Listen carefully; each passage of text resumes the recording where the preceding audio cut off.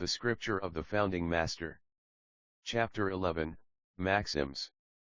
The Founding Master said, the study of any science has limits to its use, but if you learn how to make the mind function, this study can be utilized without a moment's interruption. Therefore, mind practice becomes the basis for all other studies.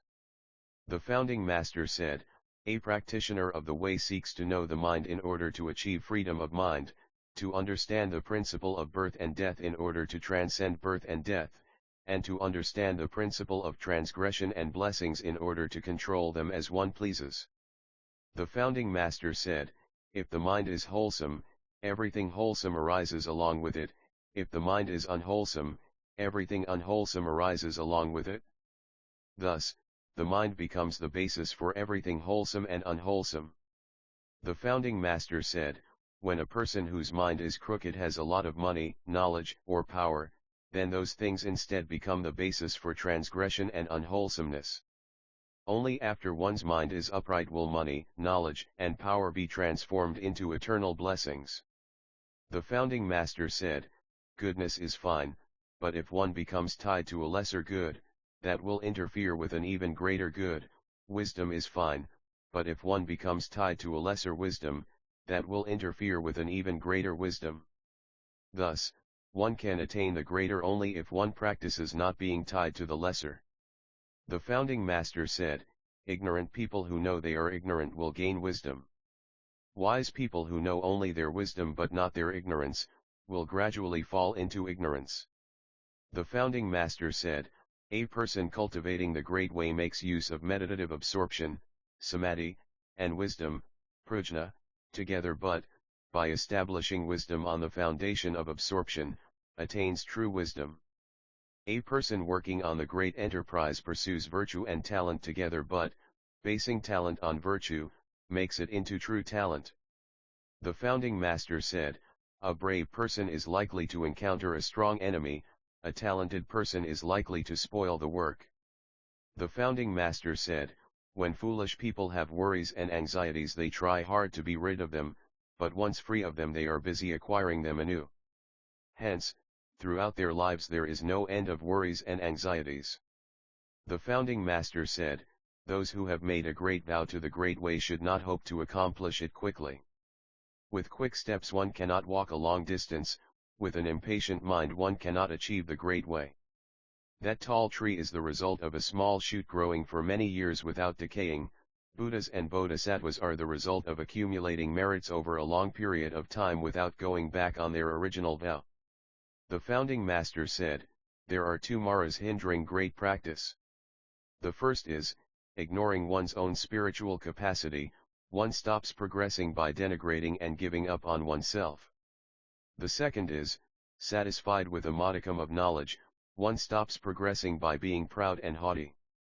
Without getting rid of these two hindrances of mara, one cannot accomplish great practice. The Founding Master said, a person who has lost all hope is someone whose physical body is still alive but whose mind is dead.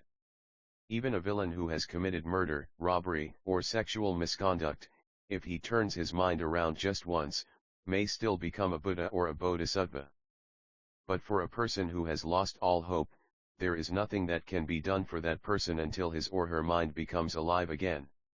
Therefore, the Buddhas and Bodhisattvas set up the power of their vow to arouse great hope in all sentient beings and work hard without interruption through numerous lifetimes. The Founding Master said, there is no special wish-fulfilling gem. If you detach yourself from greed and free yourself from likes and dislikes, this will be the wish-fulfilling gem. The Founding Master said, if you wish to correct others, you must first correct yourself. If you wish to teach others, you must first learn yourself. If you wish to receive others' grace, you must first offer your grace to others. When you do this, not only will you achieve your own wishes, but everybody regardless of self and others will enjoy grace together and achieve their wishes. The Founding Master said, one who vanquishes another is strong, but one who vanquishes oneself is even stronger.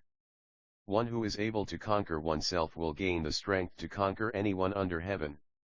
The Founding Master said, there are two types of foolish persons in this world. The first are those who, though unable to use their own minds as they wish, try to use others' minds as they wish. The second are those who, though unable to handle their own affairs, meddle in others' affairs and suffers from getting involved in quarrels. The founding master said, there is a way to acquire all things, but ordinary people try to acquire them without being in accord with the way, so the more they seek them, the further away those things become. Because Buddhas and Bodhisattvas seek in accordance with the way, even if they do not seek things out eagerly, there is a principle that those things will naturally come their way. The founding master said, a person who works first and eats later is a superior person. A person who works later and eats first is an inferior person. The founding master said, foolish people like to receive blessings but hate to make blessings, they hate to create misfortune but like to commit transgressions. This is all due to the fact that they do not understand the source of blessings and misfortune, and even if they understand it, they do not act upon it. The founding master said, people who bestow much grace on others spiritually, physically, and materially is a person who will receive many blessings in the future. Those who are comfortable with their lots, regardless of the sensory conditions they face, are the most comfortable persons. Those who find satisfaction no matter the situation in which he finds themselves are the wealthiest persons. The founding master said, sentient beings seem smart for focusing solely on their own concerns, but ultimately they end up injuring themselves. Buddhas and Bodhisattvas seem foolish for doing things only for others, but ultimately they end up benefiting themselves. The founding master said, because wise people are unconcerned about high or low position but simply devote themselves to their work without dishonesty, their work and merit shine brilliantly as time goes by. Because foolish people only seek fame and reward without being faithful to their work, their fame and achievement eventually disappear as vanities. The founding master said, those who laud themselves will perforce be humbled, those who always insist on defeating others will perforce be defeated. The founding master said, the more wholesomeness is displayed, the more its merit is diminished, the more unwholesomeness is hidden away, the deeper its root becomes.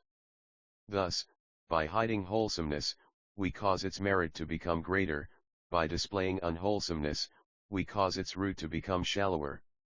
The founding master said, the virtue of helping others surreptitiously is the greater virtue, the transgression of harming others surreptitiously is the greater transgression. The founding master said, even when one has practiced wholesomeness, if one resents others for ignoring it, a sprout of unwholesomeness will grow within that wholesomeness. Even when one has committed unwholesomeness, if one repents, a sprout of wholesomeness will grow within that unwholesomeness. Therefore, do not become conceited or self-satisfied with a moment of wholesomeness and thereby hinder your own progress.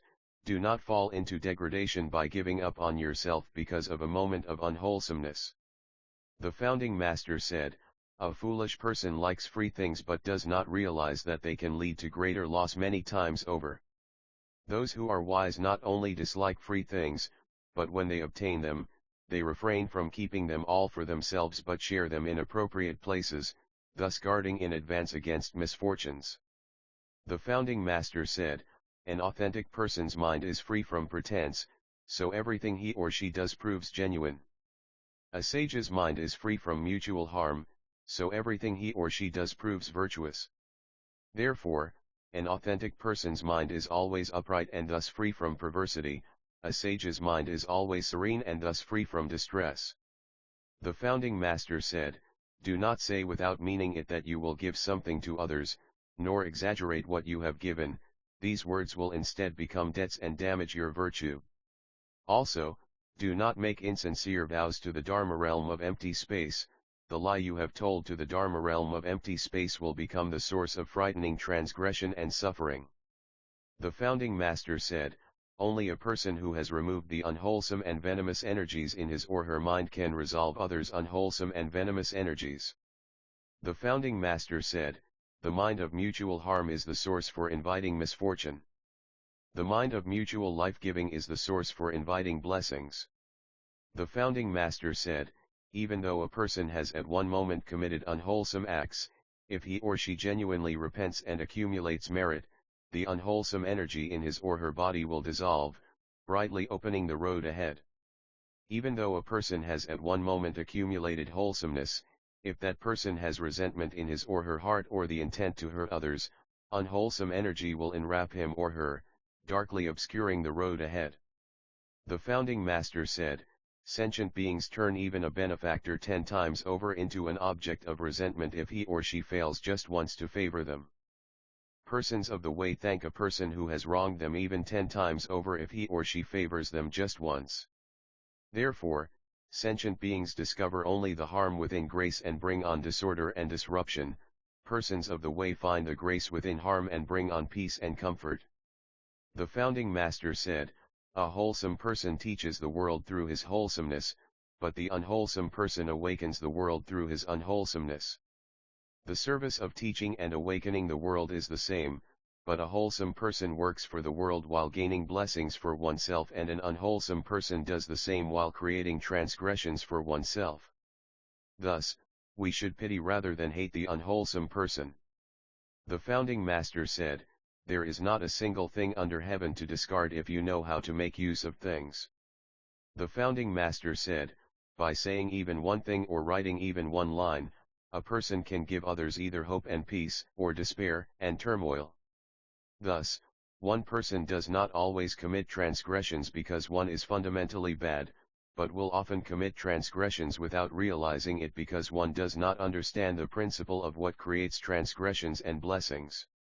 The founding master said, breaking the important precepts against murder, robbery, or sexual misconduct is unwholesome, but cutting off a person's right faith and blocking his or her road ahead over an infinity of kalpas, eons, and many lifetimes is an even greater transgression.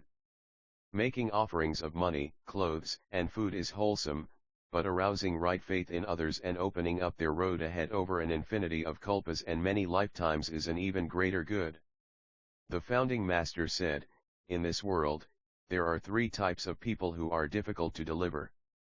First is a person who in his or her heart respects no one. Second is a person who has no sense of shame about anything. Third is a person who feels no remorse even after committing transgressions. The founding master said, breaking the rules of a congregation while being a member is tantamount to bringing destruction on the congregation. Ignoring the will of the congregation amounts to going against the will of heaven. The founding master said, someone who, without being especially good or skilled, maintains his or her ordinariness within a congregation for a long time and continues to accumulate merit is a special person. He or she instead will experience great success. The founding master said, the life of a religious order does not exist in its facilities or assets but in receiving and transmitting the wise mandate of the Dharma. The founding master said, true freedom is attained by refraining from self-indulgence, great benefit is attained by ridding oneself of selfish desires. Therefore, a person who seeks true freedom must first keep the precepts well, a person who seeks great benefit must first foster a public spirit. The founding master said, sentient beings take Buddhas and Bodhisattvas as their field of merit, Buddhas and Bodhisattvas take sentient beings as their field of merit. The founding master said, if human beings do not have broad understanding of the world of the 6 rebirth destinies and the 4 modes of birth, they knows only one aspect of the world. If they do not have comprehensive understanding of the principle of progressing and regressing within the 6 rebirth destinies and the 4 modes of birth, they know only what is right in front of their eyes. The founding master said, a person who does not have in his or her heart a single thought of self is someone who owns the triple world in the 10 directions.